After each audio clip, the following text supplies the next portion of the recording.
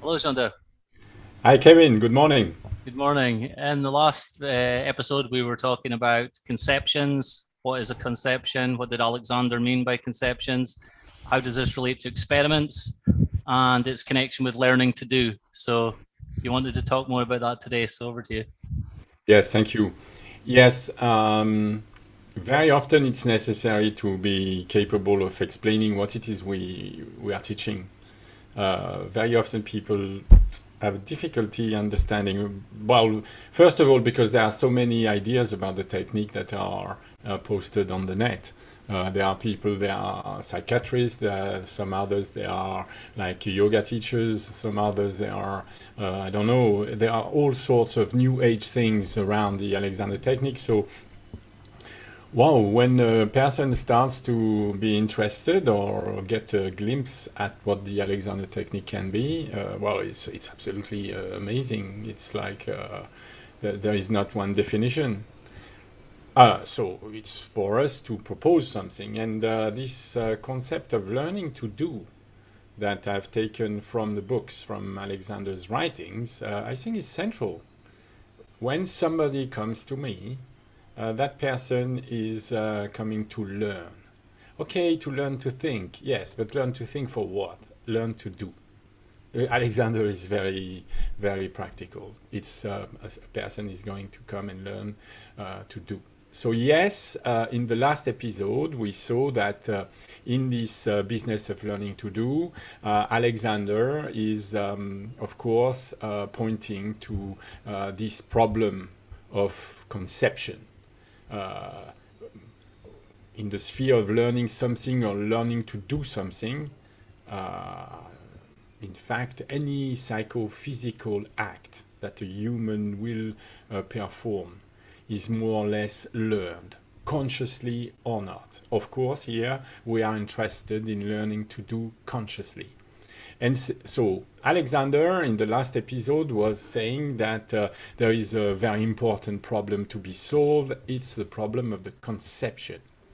I wanted to expand on this because you should not think or believe that it's the only problem to be solved.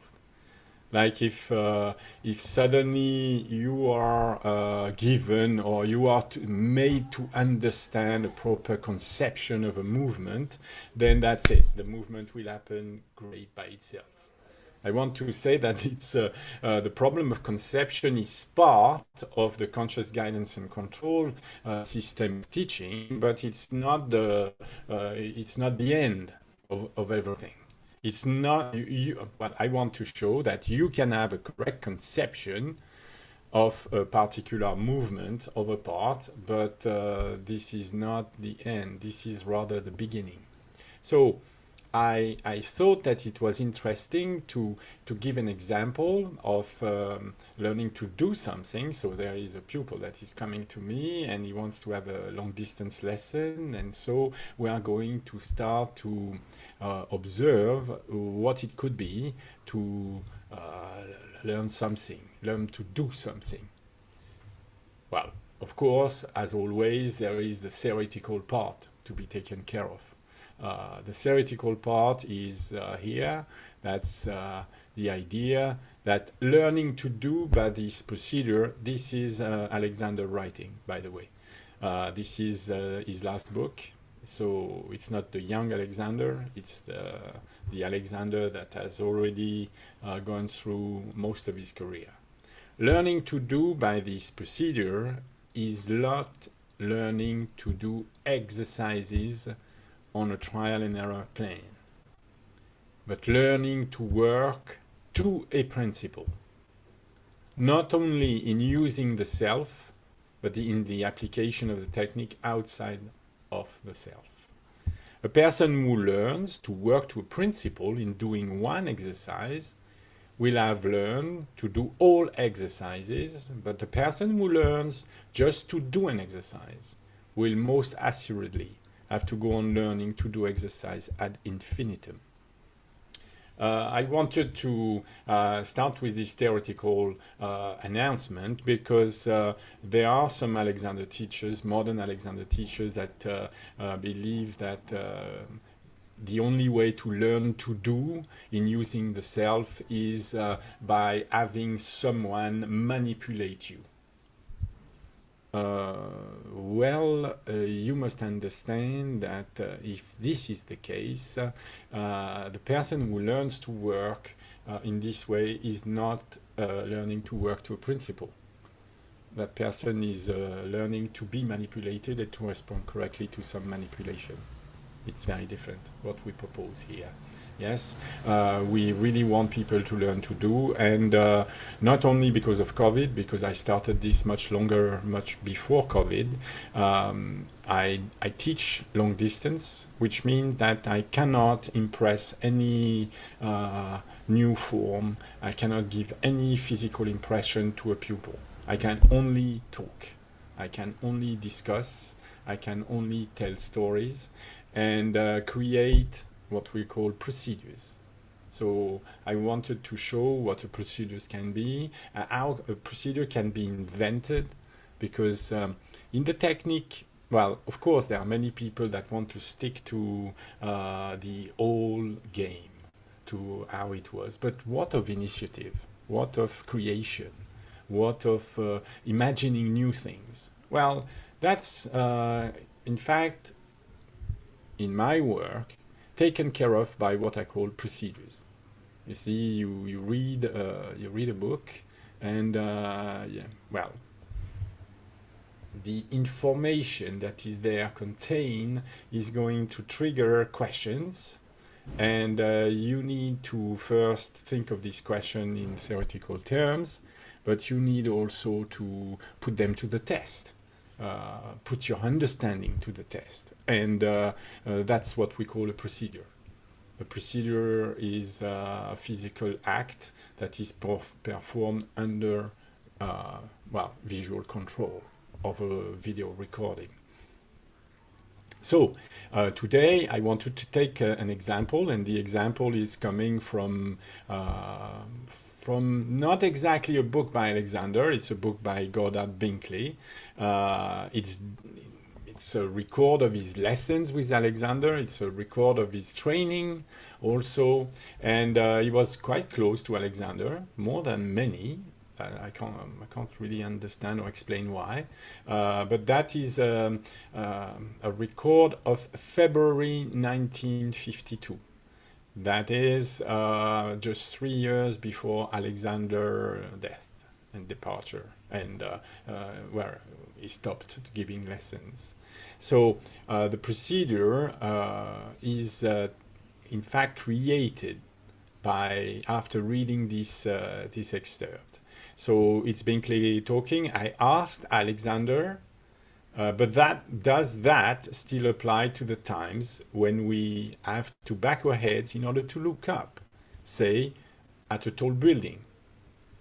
Alexander stopped the lesson, stepped around to stand in front of me and said, you see, my boy, when I do that, I don't shorten myself in order to do it. First lengthening, and then to bring the head back so that we may direct the eyes upwards. But you see, most people don't do this, shorten themselves in looking directly above them. Several times, then, Alexander gave me the experience of lengthening and then gently tilting my head back so that I looked directly at the ceiling. So, who would imagine that anybody would need to learn to do the procedures that I call looking directly above? Well, nobody, unless they started to experiment with just a few rules and a few guidelines as to what we mean. So there are many difficulties with excerpts like this one. The first one, by the way, is the indefinite pronoun. Alexander was not very precise with his language. It's very difficult to find definitions in his books, or if there is a definition, very often there is a second one that is going to somehow taint the first one or contradict it. So it's quite difficult to follow. It's you cannot read Alexander without working on the text, and you cannot really work on the text if you don't experiment what you think you understand of the text. There are many people that are commenting parts of the text. It's a very good idea, but there are very few, really, that are really starting to experiment, to create experiments from the text. So I wanted to show what is an experiment created from the text so that we can get rid of the uncertainty, rid of the that and this, or doing it. Learning to do cannot come to the end when you say that's it. That's what? It is indefinite. So you can't say you have learned something if you control something that is indefinite, or something that is, well, something you feel, something somatic. So I started to explore what could it be to look directly up at the ceiling. And so there is one thing that is the center of this procedure. It's lengthening the stature. We have this idea, well, I have the idea, if you want, that the mechanism of the torso is central in everything that we do. So most people, when they use the neck and head in order to look directly above themselves, Alexander said that they shorten themselves. And of course, it's absolutely clear that the idea is not to shorten the self. It's the opposite. It's to lengthen the self. So lengthening the self, you start with questions. So the first answer was that I defined what we mean by stature. So there is an understanding that I have that I do not share with many other teachers that look completely differently. But there is, when you look at Alexander's work, when you look at his organization of the mechanism of the torso and the organization that he, well, promotes when working with hands, with a pupil, is that there is a tendency for the sternum bone to be very, very upright, to be vertical. You can see Alexander left hand, and it's absolutely clear that you have to rotate the chest. Of 99.9% of my students have a tendency to unduly lift the front part of the chest, which we consider unduly lifting a box. It means the front of a box means that the opposite side, the back of the box, is pulled down. In that case, we can see that with both his hands, Alexander is creating a rotation so that the front and the back are seen to lengthen. So this brings us to a certain idea. And so when I talk about stature, it's difficult to understand what we mean by stature. And for me, the stature is the height of the torso, going from, of course, the ischion, the lower part of the pelvic bone that is part of the lower torso, right up to, in fact, the back process of the first thoracic vertebrae. This is what I measure. When I say that the person is lengthening the stature, I consider that the person has created a geometry in which these two spots are away from one another. That's what I call lengthening the stature. And to lengthen the stature in the way I present, it's absolutely necessary to understand that the geometry of the supporting bone, that is the spine, has to be modified. There must be some movements at the different height of the spine, of the thoracic spine, such that we can get this kind of lengthening that is exemplified by Alexander. It's not the best picture.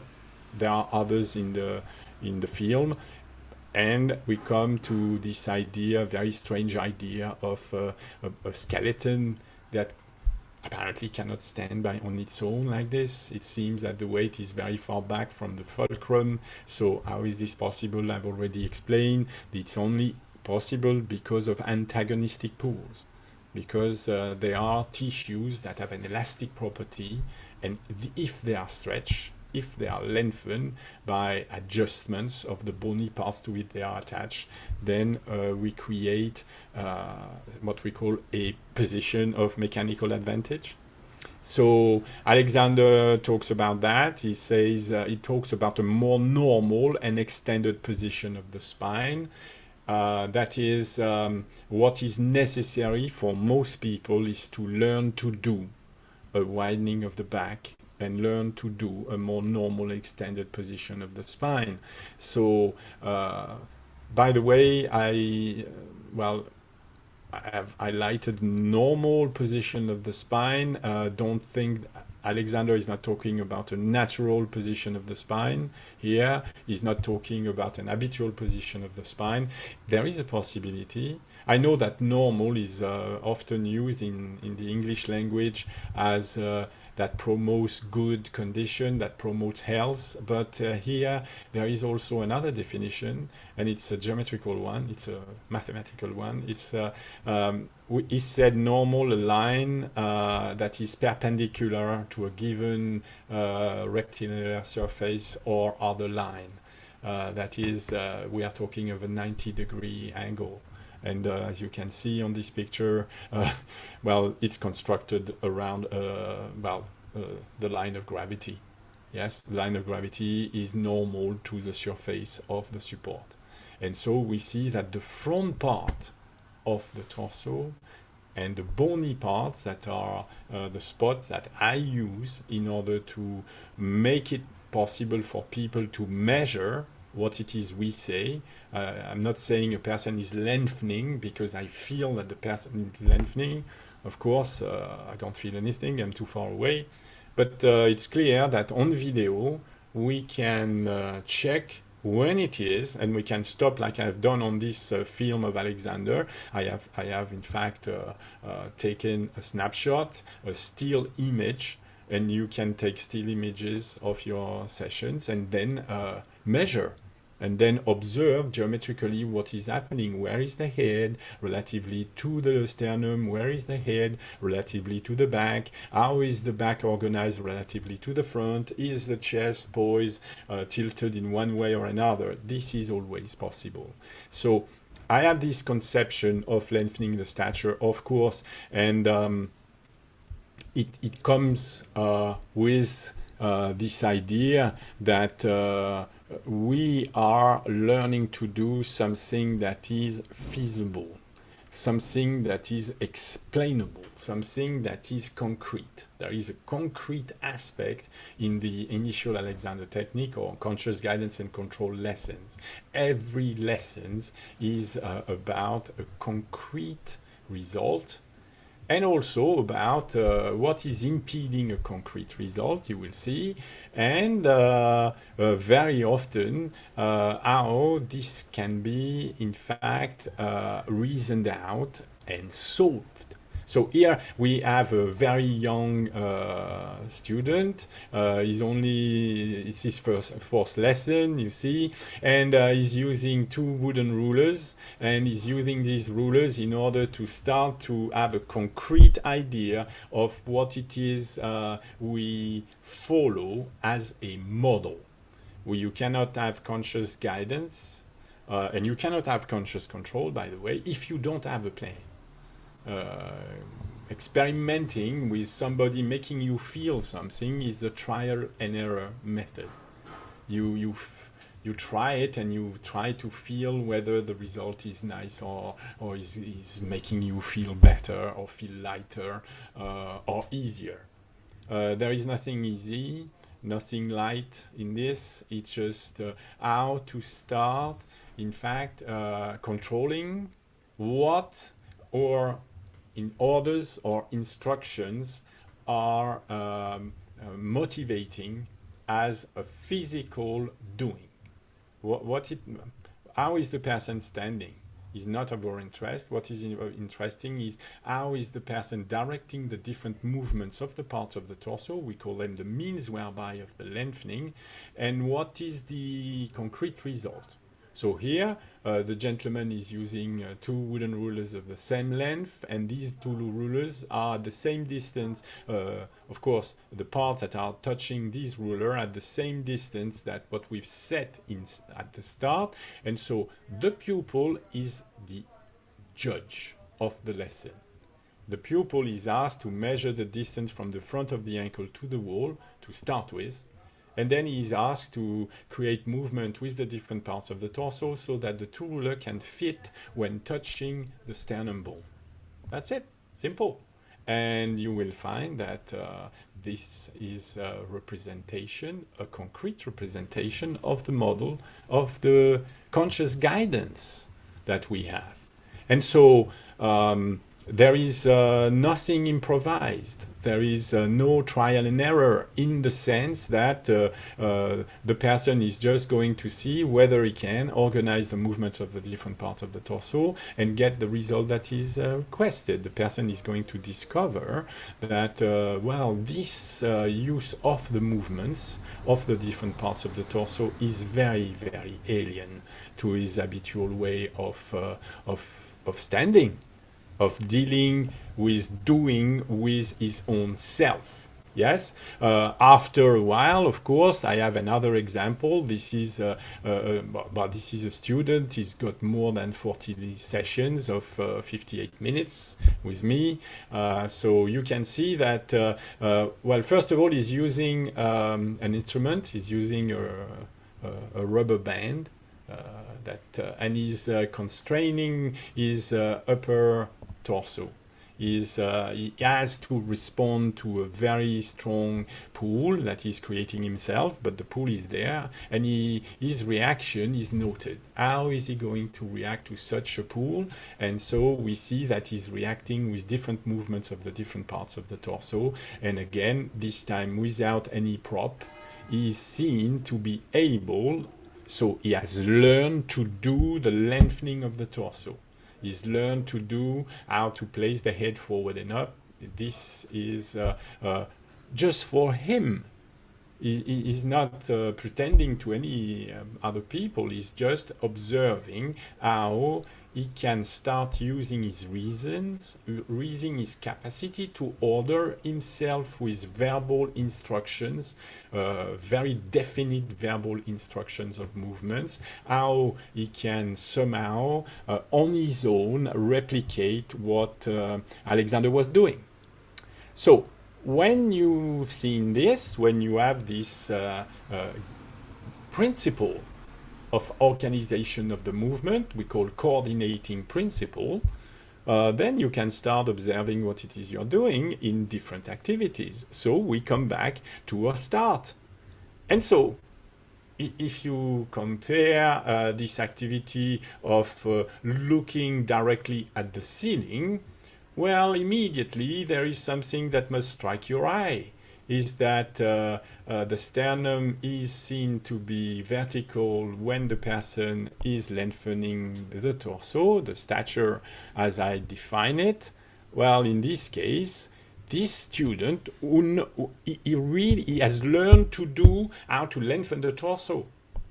He's learned to do how to, in fact, direct his upper chest and the lower torso, the pelvic bone, in opposite rotations, so that he can lengthen as well as this student. Yet, I am proposing a new procedures.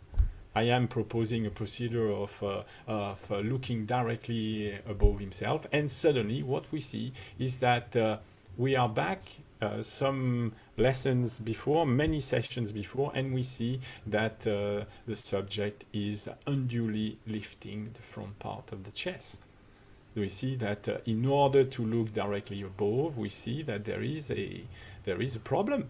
It's very clear. The problem, there is a narrowing and arching of the back, and they are the opposite to what is required by nature, and to that which is obtained in reeducation, coordination, and readjustment. widening of the back and a more normal and extended position of the spine. We don't have the more normal and extended position of the spine here. It's gone. And so when Alexander says that when this condition of the back be first secured, the condition of the back be first secured, the neck and arms will no longer be stiffened and other fault will be eradicated. Many people looking at this image would not think that the neck is stiff, but well, I will go with them. I don't think that the neck is stiff.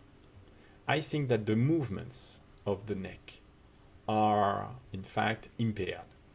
I am saying that there is a limitation in the range of movement of the neck. This gentleman, his subconscious conception of the movement of the mechanism of the neck is incorrect. There is a very, very strong limitation, and not only that, but it's also seen that in order to look up, the person is in fact solidifying the neck and upper spine together. And so arching the back, protruding the shoulder blades at the back. So this is an incorrect conception, and it's necessary to go back and then observe what it is that Alexander is really saying, what it is that we may learn. So when I read further the Goddard-Binkley excerpt, I want to point my fingers to things that have attracted my attention. Several times then, this is Binkley speaking, Alexander gave me the experience of lengthening and then gently tilting my head back so that I looked directly at the ceiling, during which I observed the complete absence of that stiffening of the back of the neck that one usually feels, if aware of it at all, in pulling the head far back in order to look upwards. At first, we have gently tilting the head back. So most people have a conception of what it means, gently tilting the head back. You need to tilt your head back to look directly at the ceiling. But then remember that it's not because you have a conception of what is written that it is Alexander's conception of the gesture, of the movements involved. And of course, Binkley is full into the somatic appreciation, and he says he observed the complete absence of stiffening of the back of the neck. Yes, you cannot make anything of that.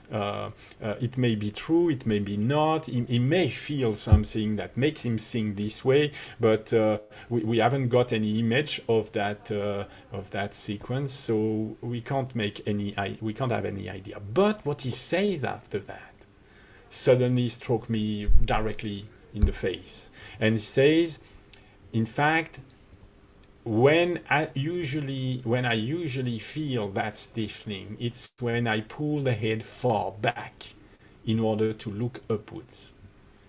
And so there is one thing that most people, and I've tested many Alexander teachers, modern Alexander technique teachers, testing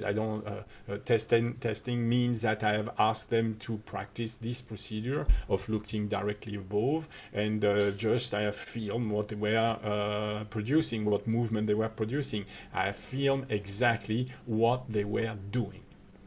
I've even asked them what they were thinking they were doing, and I've had some very interesting answers. I want to talk about it before we go on pulling the head back, or Alexander's idea pulling the head very far back, which is not happening here, as you will see. Well, the teachers I've had that have had lessons with me, and I've had started to discover the procedure of looking directly above, they said to me that it was simple. They've been taught to lift the eyes and to guide the movement of the head with the movement of the eyes. And as soon as they could see directly above themselves, they considered that the procedure was done. Yes? Well, when you direct yourself with the eyes, you direct one thing, and you don't direct consciously the movement of the head. You certainly don't direct consciously the movement of the neck. You don't direct consciously the movement of the neck, column, the cervical spine, relatively to the movement of the upper thoracic spine or middle thoracic spine. What we see on this picture is that the subject, the subconscious conception of the movement is to direct the head very far back from the middle torso. And the upper torso goes back with it, shortening the back. Yes? So there is another way, and the other way is not to have this conception of a simple system where if you direct the eyes freely, then everything will engage correctly. No, it never works that way. That's the problem. So then we enter into the reasoning conception of the means whereby directing the eyes directly above. And it's certainly not to start by directing the eyes. It's to start with the conception that this looking directly above means going very far back, not from the middle torso, but from the upper torso. We can imagine that it's possible to maintain the upper torso in place, to maintain the back to lengthen and widen, to maintain the tallest stature, either the full stature in standing or the stature in sitting, and it's possible then to engage, well, the real movements that are making the head movement possible, and it is, well, the mechanism of the neck. The person here is not directing the mechanism of the neck. That's absolutely obvious. Yes? So, when he says gently tilting my head back so I look directly at the ceiling, it's loud because it's gently. Most people would think that pulling the head far back in order to look upwards is not gentle, because suddenly we are discussing the real concrete movements of the upper spine, of the cervical spine. And the cervical spine is capable of movements. So in this concept of head far back relatively to the upper torso and not relatively to the middle torso, you can see that I've changed nothing of the lengthening of the torso from the sitting bones right up to the first process, the first thoracic vertebra process. You will see that nothing is changed. We have exactly the same diagram. I've just, in fact, well, extended the cervical spine. At first, this is going to be frightening for most pupils. They are so convinced that the head should not be pulled back, that the Alexander technique, we shouldn't pull the head back, that suddenly I have to remind the teachers that are working with me that I'm following a procedure that Alexander was using. Alexander was taking the head of Binkley very far back. Yes? And so, yes, now you can see that in space, the looking directly above oneself is not looking directly above the sternum. No, it's looking directly above the spine, curiously. The self, depends on the definition you get to the self, of course. Maybe Alexander was thinking of the spine, maybe not, yes. But it's absolutely obvious that you will discover that this is a genuine, comfortable movement. You can gently tilt the head back using just the freedom of movement of the neck column. Well, that's of course a problem, because at first you don't have that freedom. Alexander used an expression, and I want to show you that sometimes it's useful to read him to start to understand the mechanism of thinking, because sometimes it's necessary to revert the mechanism of his thinking. Sometimes his sentences do not apply everywhere. That's what I want to show. So he says, let us take, for example, the case of a man who habitually stiffens his neck in walking, sitting, or other ordinary acts of life. Let's say looking directly above is quite an ordinary act. And he says, Alexander says, this is a sign that he's endeavoring to do with the muscle of his neck the work which should be done by certain other muscle of his body. In the case at hand, I have plagiarized Alexander, as I'm found to do. I always do that. This way of looking up that we see here is a sign that the gentleman is endeavoring to do with the movement of the part of his torso the work which should be performed by the movements of the parts of the mechanism of the neck. Notice that in my plagiarism, there is no mention of muscles. I tend to systematically, use the movements of the parts. There is no movement of the parts of the neck column. The neck column is straight in this picture. You could, the person has just, in fact, directed the head by directing the eyes. So the head has really been collapsed strongly onto the neck column. The neck column, there is no movement here in the neck column. So it's interesting here to start having this idea that we want to endeavor to use the movements of the different mechanisms to our advantage. There is no advantage of stiffening the neck, because when the person stiffens the neck, in fact, you must understand the person tries not to feel anything wrong with the neck. And it's absolutely obvious that when I'm going to ask the person to pull the head back, you will find that the person, of course, will feel tensions, will feel stretches, will feel extension. Well, there is an extension of the neck, of course, so it's absolutely obvious that the person is going to feel something out of the ordinary, and then may believe that he's stiffening the neck. Here, the person, I don't care if he's stiffening the neck or not, I maintain that there is, a stiffening of the movements. Why is the neck so immobile when the person is the head is not going back?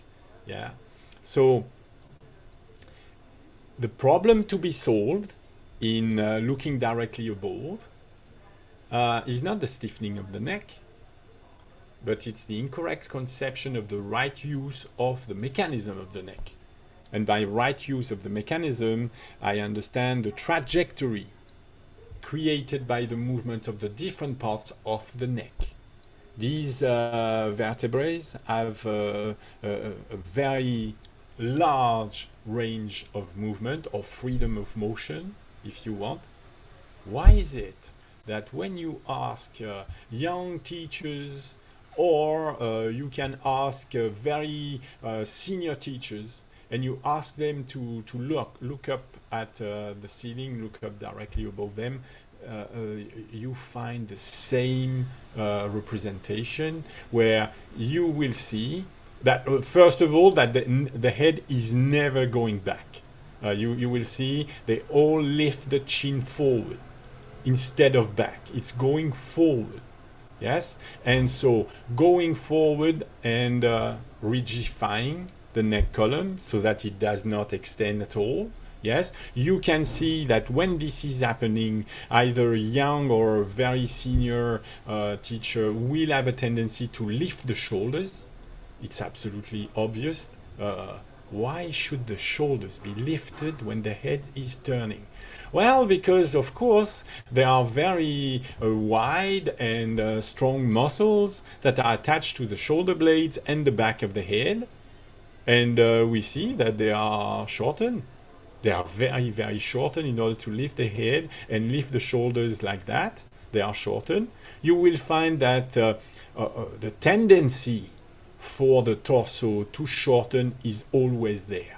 There is the tendency where the sternum is going to be unduly lifted at the front, the back is going to shorten, the arms are going back in space, and if you can look at the hips, I've requested the teacher to have a clear idea of what are the movements. Very often I ask the person to place hands or to place an object on a spot so that the person can clearly see when watching his own video whether the movement I'm talking about is happening or not. So the person will see that at the start, the palms are placed on the thighs and the thighs are very close to the vertical of the instep.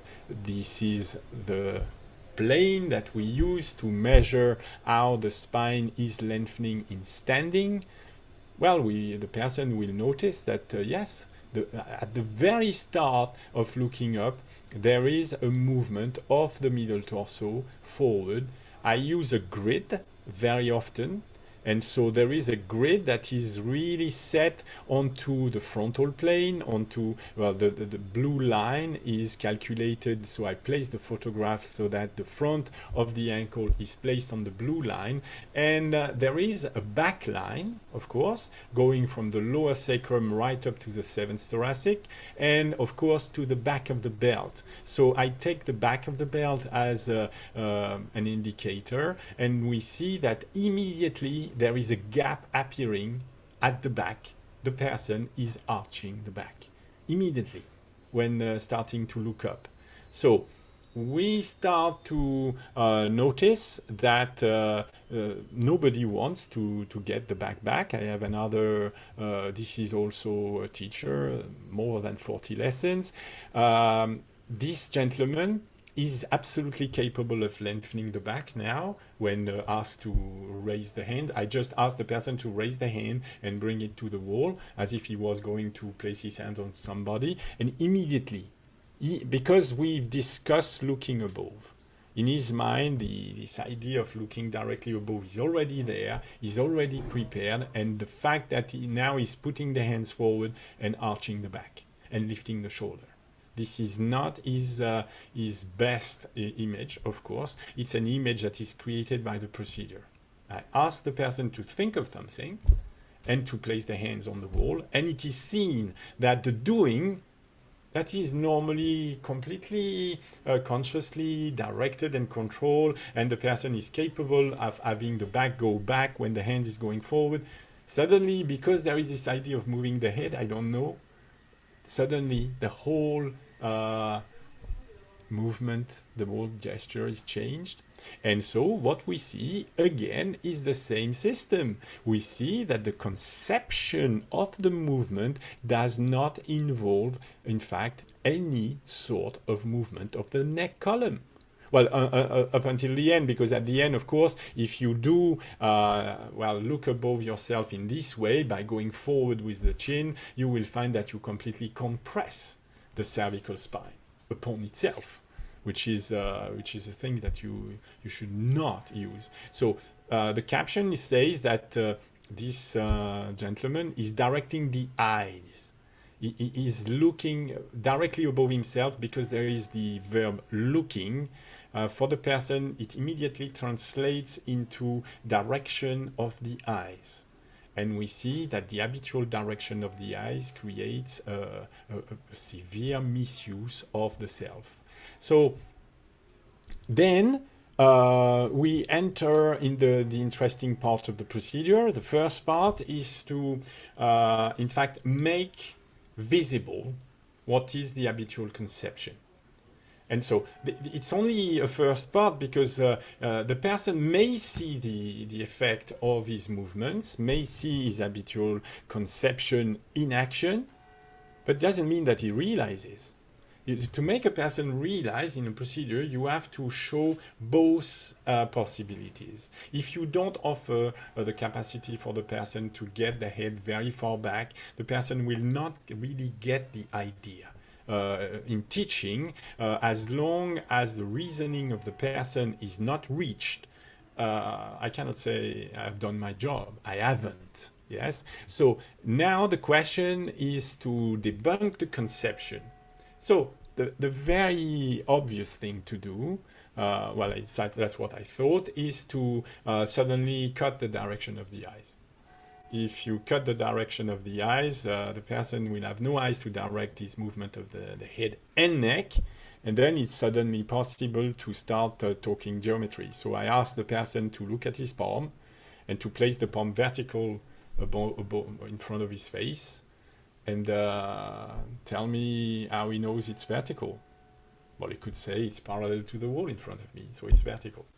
So I say yes. So you would also know what is the end of the trajectory of getting the palm to be parallel to the floor or parallel to the ceiling. And the person obviously understand that. So this gives a new procedure.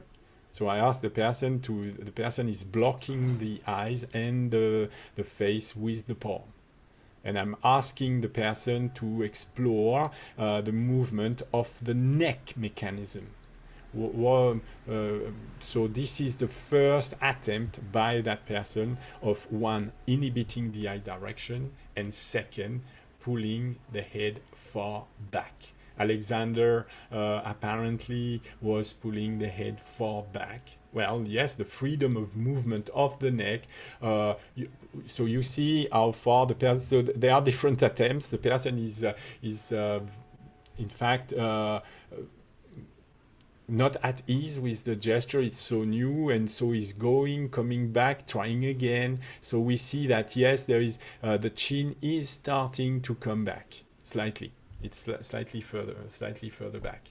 So yet there is now something to compare. The person is starting to think, okay, when I habitually do the looking up directly above, I froze the neck. The neck has a possibility of movement, and you can see that yes, a new conception arises. Well, yes. Yet this is not the end of the lesson, because when the person is seen lifting the head, what we realize is that yes, the person is lifting the head and starting to be capable of directing the chin backward. Yes, but the mechanism of the torso is not lengthening for that. The mechanism of the torso is arching very badly. The poise of the chest and the rotation of the pelvis are still coordinated in the wrong way. The shoulders are seen to lift enormously. The sternum is inclined backward at the top. So the conception that there is a freedom of movements of the mechanism, of the parts of the mechanism of the neck, is not sufficient in itself. It's obvious that now that the person understands what we mean by pulling the head far back, and that it's fine, now the person has to discover what it is to pull the head far back without shortening the mechanism of the torso, without shortening the stature. Learning is not finished, it's starting. When the new conception arises, the person has a new understanding of the movement, well, he has stifled all his life. Well, then it's just the start. We cannot say that these two teachers are lengthening. They are not. They are shortening. Yeah. So this leads to different procedures that are all created around looking directly above oneself. Yes. So, for example, what you see the person doing here is quite interesting. The person again is using a rubber band, very strong rubber band, and the rubber band is placed under the armpit against relatively the seventh thoracic vertebrae, and the person is pulling the elbows downward and slightly outward, like in hands on the back of a chair, and the person has to respond to the pull. There is a mechanical force that is exerted by the elastic band onto the back. And so the person has to react and is asked to react consciously. Says, you are going to feel a strong pull and you are going to increase the pull, and we want you to react by opposing the movement of the middle torso ribs to the pull. You are to fight. You are to exert an antagonistic action using whatever you want. You just do not respond by letting your back come forward. You want your back to go back against the pull, the mechanical pull of the band. It's absolutely clear. Yes? And the second point in the reaction that is requested, it's possible to react by pulling back and down. It's possible to react to such a strong pull backward and upward. The person is asked to do his utmost to resist to the pull and to lift the point of contact between the middle thoracic ribs and the scarf and the rubber band. Yes? While this is happening, the person is requested again to pull the head very far back. And you start to see that, wow, first of all, the first thing you will see is that the tendency to lift the shoulders immediately is starting to disappear. The person is able to maintain the long muscles of the neck, well, quite free.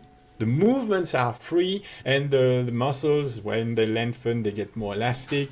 So the relationship between the shoulders and the head is much more easy to control. So the person is starting to be able to bring the chin very far back without lifting the shoulders. This indicates something. It indicates also that the back of the head is much less pulled down. The person is asked not to, very often in the first conception of going very far back, you will find that the subject or yourself will have a tendency to go up with the chin and down with the ears.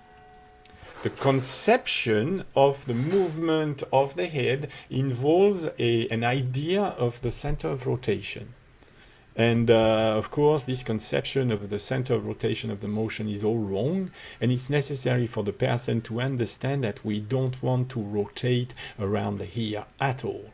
We want the ear to move back and up very far away from the top of the sternum bone. It's a completely different conception of the movement of the head and of the movements that are made possible by the mechanism of the neck. When this is happening, there is a new relationship between the different parts of the torso, and we can say that, well, this is much more a lengthening of the stature than a shortening of the stature as in the previous experiment. Yet, I've pointed to the fact that we see a very small tendency for the lower torso to rotate in the wrong direction. There is now a little gap between the back line and the belt. We see that there is still a tendency to arch a little bit the lower sternum despite the pull. Yes? This reaction, you must remember, is under the difficult condition of having to create a completely new movement. I can tell you the person is in the unknown there. The person has never used the head in that way. And so we will see, this is another very old student, very old. He's not old, of course, but he's had many lessons. And we can see that he's starting to really, well, use the mechanism of the neck. There is no danger in using the mechanism of the neck. As long as you can control that the mechanism of the torso is not seen to shorten, you're just expanding the neck region of movement, range of movement. And so you can see also one of the reasons of this procedure is that there is a drawing of the fascia and muscle we are using in this procedure, and you will find that you have here the platysma. The platysma is attached to the head, to the lower jaw, and is attached, it's very interesting, it's attached to the lower three, the first three ribs. And so when the person is seen, in fact, looking directly above himself by having the head go far back, well, you can imagine there is a very strong pull on the platysma. There is a very strong pull upward on the upper ribs without the sternum going back unduly. The sternum stays forward and the upper ribs are going up. It's a very important part of how to obtain an active chest. There is behind all this the breathing mechanism and this idea that we want to obtain an active chest, and the active chest is described by Alexander negatively. He describes what it is not. When you haven't got the active chest, you have an undue thinking above and below the clavicle. This procedure is for changing that status, changing that habit of life, of having the three ribs of the upper chest always pulled down. You will, and when you start working with people with a kyphosis, you will see how important that is. So, again, everything is all right on the middle and upper torso, but yes, there is still something to say. You can see that there is a tendency for the lower torso, for the pelvis to rotate in the wrong direction. So there is more work to do. The pupil is well capable, having learned this procedure, well, to use the principle for himself. He doesn't need a teacher. He can practice the procedures whenever he wants, and he can film and see whether the control elements are responding in the way we want or not. It's not, some people think that we are dependent on the teacher. No, we are not. As soon as you understand the procedure, you can practice the procedure on your own. It may be difficult for you to engage into the procedure because this procedure goes against your habits. It goes against your habits of trying to feel nice. It goes against your idea that you should not extend the spine. Why not? I can't see no reason why we should not extend the spine. There are more things to learn, by the way. With this procedure, it's I just want to point to what happens when you start to well, look directly above yourself from the front. I've already, well, I have presented the procedure as seen on the side all the time. Yeah, yes, it's to lengthen, to measure the stature, it's easier. But it's also interesting to see what is happening. Look, I'm requesting the person to look directly above herself. It's obvious that she is already capable of moving the head very far back, yes. But when she's moving the head very far back, there are, well, things that are happening. And very often this is the process of conscious guidance is based on testing and reasoning from the unwanted movements that are seen produced when the person is requested to do the correct movement. So the person is doing the correct organization and the correct, in fact, kinematic sequence of the mechanism of the neck. Yes, but as you can see, the person is tilting to the left. I say to the left because when I look at my pupils, they are reversed. So this is the left of the person, this is the right. So the person is tilting to the left and lifting the right shoulder. It's absolutely clear. When the person comes back to neutral, well, you wouldn't see nothing. You couldn't say that the person is really tilting. It's absolutely obvious that because the person has looked directly up at the ceiling, the organization of the ribs above and below the clavicle is very different. The person will see how much she is lengthening at the front now that she knows how to use the mechanism of the neck. Yet, when the person is going into action, there is something interesting that we see. Something that we wouldn't see if the person was just sitting in front of you. Just sitting in front of you, you would think, wow, a marvel of symmetry. Very nice pose. Well, she's wearing a mask that is sad, but she's not, I can tell you. Because she then, when facing the camera, she can see herself. Yes, she's not sad. The mask is. The mask does not necessarily follow the expression of the face that is behind it. Yeah. And so, when this is happening, this is very interesting during the lesson.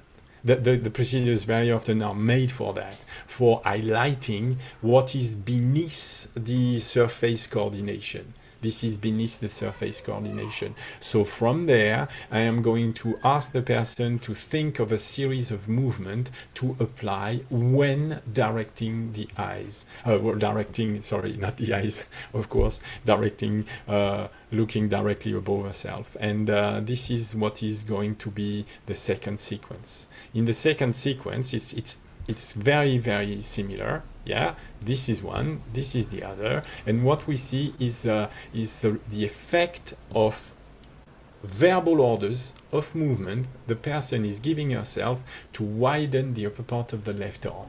She's asked to rotate the upper part of the arm around an axis that is conscious, and she's asked to, in fact, direct the ribs under the armpit, under the right armpit, really far back against that rotation of the upper part of the arm. The result is, well, it's just easy to see. You start with one reaction to the movement, and you get a second reaction to the movement, and the net result at the end is the fall of the shoulder that has really increased. This was a teacher that had a tendency to have the shoulder very high raised, so an enormous thinking above and below the clavicle. Now, when you want to work with the thinking above and below the clavicle, you must understand what you're dealing with. What is above and below the clavicle? These are the upper ribs. And the clavicles is the mechanism of the arm. That is because the clavicle is attached to the sternum, of course, so it's part of the torso, but more it's attached to the shoulder blade, which is attached to the upper arm bone, to the lower arm bone, to the hand bone. So when you move the hand, you want to make certain that you direct consciously the upper part of the arm. And this procedure, highlighting an incorrect movement, is very interesting. I do not ask the person to inhibit the lifting of the shoulder. I ask the person to think of rotating the upper part of the arm, yes, and engaging that rotation in opposition to the movement to the lowest ribs and the movement of the ribs on the side of the armpit. And this is, in fact, the process of inhibiting the incorrect activity of the right upper arm. So this gives you an idea of course, how can you read books? How can you read Alexander? And with this idea of finding procedure with which to concretely test what is your understanding of the word he's using. He's using the pulling the head far back. It's very strange, but many teachers I give lessons to have read Binkley's book many times. They have read it 1, 2, 3 times. They never read slowly enough in order to see what was written. He says, Binkley says that he was pulling the head very far back. Well, it's absolutely amazing how most teachers will not pull the head back when looking directly above themselves. It's amazing, yes? And so we can expand our understanding, and we can also expand, of course, our conception of the mechanism we are dealing with. There is a mechanism of the neck, there is a mechanism of the shoulder, there is a mechanism of the torso, there is a mechanism of the movement of the rib cage, there is a mechanism of the movement of the pelvis, and all these movements, well coordinated together, will go to perform what it is we want, is the capacity to perform ordinary acts while lengthening and widening the mechanism of the torso. This is about it. This is, well, an idea of a procedure created from an excerpt from a book. Any sort of comments or questions? Yeah, I was interested when you mentioned it's better to think of stiff movements rather than stiff muscles. Because that comes back to conceptions also as well, because as soon as you talk about muscles, you can feel muscles, you're immediately into the feeling and you're not working to principle anymore. Yeah. And if you think about movements, then it implies psychophysical unity, because movements are something you're doing. They're not just happening. They're not physical things happening to you. It's something that you're doing. So the use of the words and how you define the words is really important for being able to work to a principle. Yeah, I do agree. I always realize that letting the neck be free is misleading for most people that are feeling muscles. Letting the neck be free for most people is releasing tension. We don't care about tension because there is due tension. When you pull the head very far back, I can tell you that there is going to be tension. It's absolutely obvious. You're going to pull on the upper ribs, and you want to pull on the upper ribs. So it's much safer to always talk about movements, the freedom of the neck movements. Is not. I would tend to add off movements at the end of the neck movements, because if you say freedom of the neck, most people are making movements and showing you a sort of thing that is completely in contradiction with freedom of movements, because they are never moving the neck. If somebody would really look at the ceiling above themselves straight away, it would be safer for them, because they are working with movements, and freedom is nothing else than freedom of movements. We are not into freedom of tension. So yes, the use of words, the words we use day by day with ourselves, with our pupils, is fundamental. If you don't understand that, you don't understand conscious guidance, because conscious guidance is guidance with verbal instructions. Okay, super. Thanks, Jeando. For people watching the video, you can book a lesson with Jeando if you go to a link underneath, and we'll see you in the next video. Thanks, Jeando. Thanks, Kevin. Bye. Bye.